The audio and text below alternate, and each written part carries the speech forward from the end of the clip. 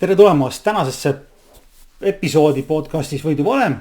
Ja see on tegelikult selline podcast, kus ma käsitlen juhtimist sellise tervikliku mõistena, mis hõlmab nii inimeste kui ka ressursside suunatud juhtimist ühiste eesmärkide saavutamiseks. Et sageli arvatakse, et juhi üks ülesanne on inspireerida inimesi või siis hallata protsesse või vaadata, mis ressurssidega toimub. Et tegelikult juhtimine on enamat kui lihtsalt selline ressursside sihipärane kasutamine ja protsesside haldamine. Mina olen Kristjan Kaskman ja konkreetselt tänases episoodis vaatame juhtimise kahte olulist mõõdet. Üks on inimeste juhtimine ja teine on ressursside haldamine. Kuidas neid tasakaalustada, miks on mõlemad tegelikult võrdselt olulised ja kuidas siis tagada see, et juhtimine oleks võimalikult efektiivse. Aga alustame nüüd. Juhtimine ei ole pelgalt selline visiooni loomine ega inspireeriv kõne. Tegemist on iseenesest teadliku ja sihipärase tegevusega. Selle eesmärk on mõjutada inimeste käitumist ja kasutada ressursse efektiivselt. Ehk siis juhtimine toimub sisuliselt siis, kui eesmärgid saavad saavutatud, sellesse on kaasatud vajalikud inimesed ja ressursid on tegelikult efektiivselt kasutatud. Ja tegelikult me vaatame seda, et edukas juhtimine hõlmab iseenesest 3 olulist aspekti. Esimene on selgete eesmärkide seadmine. Ilma sihita me ei tea, kus suunas liikuda.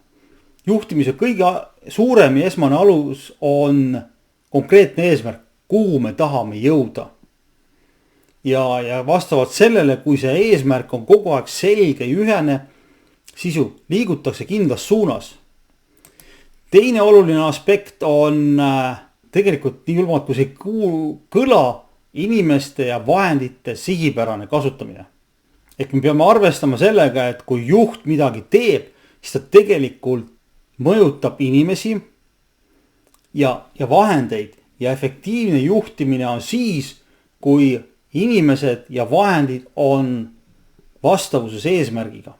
Ja me tegelikult peame mõtlema ka sellele, et juhtimine toimub ajas.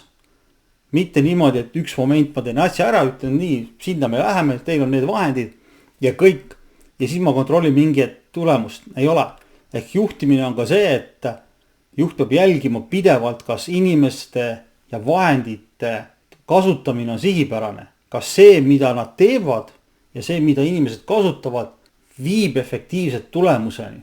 Ja seetõttu on 3. aspekt on see, et tuleb leida selline tasakaal inimeste ja ressursside vahel. Kui palju mul on vaja inimesi ja kui palju mul on vaja ressursse, et eesmärk saavutada. Ja tegelikult siis, kui nüüd võtta need 3 asja kokku, siis juhtimine on teadlik protsess. See tähendab sisulist sekkumist. Et ma sekkun teiste inimeste töösse, ma ütlen, mida nad teevad, ma suunan meeskonda midagi tegema olemasolevate ressurssidega ja vajaduse võtan ressursse juurde, mis on vajalikud selleks, et meeskond eesmärgi saavutaks. Ehk siis see on väga oluline asi, millega tuleb arvestada. Ja kui me vaatame nüüd neid juhtimise 2 mõõdet, siis tegelikult me vaatame inimesi ja ressursse. Ja kui me hakkame nüüd lähtuma sisulisest poolest, siis tegelikult me räägime inimeste mõõtmest. Ehk siis tegelikult mis on leadership? Ehk siis leadership on iseenesest oma sisult, oma mõiste poole pealt tegelikult inimeste mõjutamine. Ehk ma mõjutan ja suunan inimeste käitumist. Ma inspireerin neid ja ma loon sellise keskkonna, mis neid motiveerib tegutsema. Ja selle tulemusena on väga oluline juhtimise aspekt on see, et tekiks meeskonna tunne. Ehk meeskond tunneb, et nad on ühes koos ja nad hakkavad koostöös midagi looma. Ja kõige selle aluseks on tegelikult ju usaldus, vastutus. Ehk me tegelikult läbi inimeste juhtimise loome usaldusliku keskkonna niimoodi, et töötajad tunnevad, et nad vastutavad isiklikult oma ülesannete eest. Ja teine mõõde, mis on juhtimise puhul oluline, on see, et on ressursid ja see on tegelikult laias laastus management ehk siis oma olemuselt haldamine. Ehk siis ressursse me haldame, raha, tehnoloogia, aeg ja muud asjad. Ehk ma pean planeerima, mis mul on eelarve, kus mul mingit tehnoloogiat kasutan, kui palju mul on aega ja millele ma siis neid asju millal jaotan. Ehk tegelikult ma pean juhina nägema seda suurt pilti, mille jaoks mul ressursid on. Ja et ma saaksin neid ressursse korralikult hallata, siis selleks peab olema väga efektiivne protsesside süsteem ja tegevuste ülevaade, et ma näeksin, mida ma pean tegema selleks, et eesmärk saavutada. Ja tänu sellele, kui mul on protsessid paigas, siis ma saan keskenduda väga ilusti sellele, et kuidas efektiivselt ja maksimaalse jõudlusega eesmärk saavutada. Ehk ma saan tegelikult keskenduda inimestele. Sellepärast, et ressursside haldus on mul väga konkreetselt ju protsesside paigal.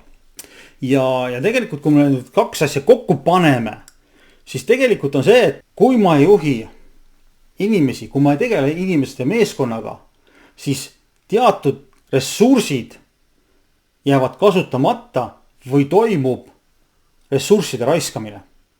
Ja kui ma teiselt poolt, kui ma ressursse ei halda, siis jäävad inimesed tegutsevad tõhusalt. Ehk ma pean juhina tegutsema niimoodi, et mul on inimesed teavad, mille nimel nad pingutavad ja neil on olemas tingimused selleks, et nad saaksid oma tööd teha. Ehk siin ongi see juhi selline nüanss. Kui nüüd minna kahe dimensiooni juurde, inimesed ja ressursid, ehk siis küsimus ongi see, et kas ma olen juht või ma olen see haldur, kes protsesse haldab ja ressursse haldab. Tegelikult ongi probleem selles, et väga paljud juhid keskenduvad ühele dimensioonile või siis propageeritakse ühe dimensiooni olulisust. Ehk siis kas ma keskendun inimestele, inspireerin neid või siis ma haldan protsesse, ressursse. Siis tegelikult peab üks hea ja efektiivne juht peab mõlemad tegema. Kui juht on selline pigem inspireerija ja visiooniga eestvedaja, kes siis näitab inimestele, kuhu minna, siis tegelikult võib see juht jääda kinni sellesse, et ta tegutseb hetke ajendil ja sellist järk-järgulist süsteemset edasiminekut, mis arvestaks ressursse ja puudu. Ja mis on oluline see, et võib-olla mõned detailid kogu selles juhtimise protsessis jäävad märkamata. Seega on oluline see, et inspireerib küll, meeskond on motiveeritud, kõik on hurraaga võimelised valmis tegutsema, aga nad tegutsevad kaootiliselt ja neil pole vajalikul momendil ressurssi, mis tähendab seda, et nende töö efektiivsus on suhteliselt madal. Kui nüüd juht on pigem selline analüütik ja protsessi keskne, siis ta kaotab kontakti meeskonnaga ja ta ressursside haldusele keskendudes vaatab, et ressursid oleks maksimaalselt ära kasutatud, aga samas jääb meeskonna potentsiaal kasutamata. Ehk ta ei tea, kes töötajatest kõige paremini ühe või teise ülesandega hakkama saab. Ja seetõttu võib ta anda ülesande inimestele, kes võib-olla pole kõige paremad selles ja anda teistele, kes suudaksid selliseid keerukaid ülesandeid anda või lahendada, nendel antakse lihtsaid. Ja seetõttu on väga oluline, et üks edukas juht peab leidma sellise tasakaalu nii juhtimise kui ka haldamise poole pealt. Ehk siis hea juht oskab inimesi motiveerida, nende käitumist suunata, ehk siis ta tunneb oma meeskonna. Ta teab, kes meeskonna milline tegema ja millele keskenduma. Teiselt poolt on tegelikult sellisel tõhusal juhil väga selge ülevaade protsessidest ja ressurssidest. Ehk siis ta näeb, millal toimub ja mida mingiks hetkeks on vaja. Ja tegelikult, kui me nüüd võtamegi aluseks, siis ühe eduka organisatsiooni aluseks on tegelikult juht, kes suudab nii inimeste inspireerimise kui ka sellise analüütilise protsessi halduse ja ressursi halduse kokku panna. Ja sealt tekibki selline tõeline lisandväärtus organisatsioonile. Loomulikult tekib küsimus, et kuidas selle kuidas selle kõigega hakkama saada. Et kuidas toime tulla sellega, et olla üheaegselt inimeste juht ja samal ajal ka hallata oma ressursse. Et tegelikult asi on suhteliselt lihtne, et selleks, et olla ütleme selline hea inimeste juht, siis on väga oluline aru saada, et mis on need tegevused ja asjad, mis inimesi motiveerivad ja võib-olla nendele ka rõhuda. Ehk siis tegelikult peab olema selline empaatiavõime ja selline kuulamisele suunatud suhtlus meeskonnaga. Anda võimalus töötajatele rääkida endast, oma soovidest, oma võimalustest nii edasi. Ja siis tekib hästi kiiresti juhil ülevaade, et kes töötajatest on võimelised midagi saavutama, midagi tegema ja selle järgi ta saab hakata siis neid ülesandeid jagama ja suunama. Lõppkokkuvõttes õppides tundma töötajaid, nendega üks ühele vesteldes, saab juht sellise väga kompleksse ülevaate sellest, milleks ta meeskond üldse võimeline on ja milliseid arenguvõimalusi tuleb nendele meeskonnale luua. Ja samal ajal on väga oluline see, et kui on ülevaade olemas meeskonnas, siis tegelikult on oluline see, et on ülevaade, kuidas planeerida oma ressursse. Kes töötajatest on mingil hetkel puhkusel, kes on kes on lähetuses, kes mingi projektiga tegeleb, eks on selline ülevaade. Sisuliselt selline projekti juhtimine peab olema igal juhil igapäevane A ja O. Ja teine väga oluline nüanss, kuidas ressursse paremini hallata, ongi tehnoloogia kasutamine. Andmed, ülevaade sellest, et mis parasjagu toimub, mida on vaja parasjagu teha ja tänu sellele, et kui on olukorrast ülevaade olemas, siis on võimalikult maksimaalselt opereerida ka protsessi ja ressursside kasutamine. Ühelt poolt on see, et juht peab inspireerima meeskonda, leidma neile motivatsiooni ja pakkuma siis samal ajal ka tuge. Ja ka see tähendab ka seda, et juhil on iseenesest olukord kontrolli all. See ei tähenda sellist totaalset kontrolli, vaid see on see, et mul on juhina olemas ülevaade, mis meeskonnas toimub. Ja see on tegelikult elementaarne. Nii, aga kui selle valdkonnaga on minu poole pöördutud, siis tegelikult on tavaliselt sellised standardküsimused, näiteks, et kas juhtimine haldamine on kaks erilist asja. Tegelikult ei ole. Ehk tõeline juht suudab nii inspireerida inimesi, töötajaid, kui ka hallata nii protsesse kui ressursse. See on tegelikult ühe juhtimise protsessi kaks erinevat tahku. Ehk inimene, juht, kes oskab inimesi suunata ja kasutada samal aegselt oma ressursse targalt on äärmiselt edukas. Samuti on tegelikult küsitud, et kas igas meeskonnas peaks olema eraldi juht ja võib-olla selle haldur, et kes tegeleb leadershipiga ja teine, kes tegeleb managemendiga. Võib-olla on suurtes organisatsioonides see võimalik. Et kes suuremas tiimis on olemas kaks inimest, üks, kes keskendub meeskonnale inimestele, teise, kes vaatab sellele, et protsessid saavad jälgitud, ressursid saaksid olemas.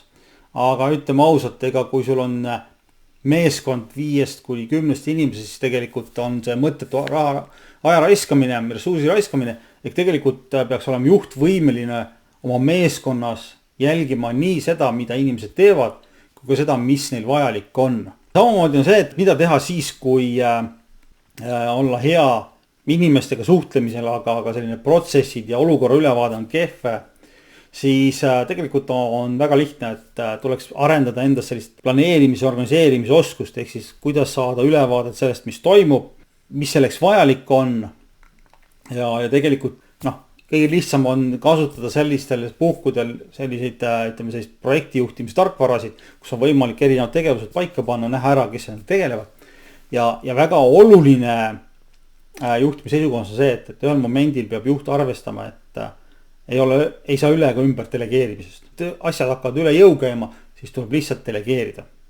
Järgmine asi, mida on küsitud see, et kui ma olen tugev haldur, kellel on ressursid, protsessid käpal, aga siis kontakti inimestega ei ole, siis esimene asi on keskenduda sellisele oma empaatia ja suhtlemisoskuse arendamisele ning üritada näha ja leida seda, et mis inimesi motiveerib, mis on need nüansid. Ja kõige lihtsam võib-olla töövahend sellisel juhul on alustada meeskonna liikmetega selliseid lühikesi üks-ühele vestlusi. Ehk siis, kus ollakse nelja silma all ja vesteldakse omavahel, mis on teemaks ja seal tegelikult alguses läheb nagu raskeks, et inimesed ei pruugi avada ennast. Aga lõppkokkuvõttes annavad need tulemused. Nii, aga selline oli siis meil tänane jutt sellest, et mis võiks juhtimine olla, ehk siis seal on kaks sellist dimensiooni, üks on inimesed, teine on protsessid ja ressursid, et tõeline juht on see, kes suudab neid mõlemaid hallata. Ehk siis suudab inimesi inspireerida, luua tingimused, töötajatel oleks motivatsioon oma organisatsiooni eesmärke saavutada ja teiselt poolt on siis see ressursside protsesside haldus, et inimesed teeksid oma tööd võimalikult efektiivselt ja neil oleks vajalikul hetkel ka ressursid olemas. Et see tagab organisatsioonile sellist stabiilse arengu, sellist stabiilse edasimine. Nii, kui teil on ideid, mõtteid, küsimusi, siis on ekraani olemas kontaktid. Kui on rohkem huvi, siis on võimalik jälgida erinevatel kanalitel. Aga seniks nägemist.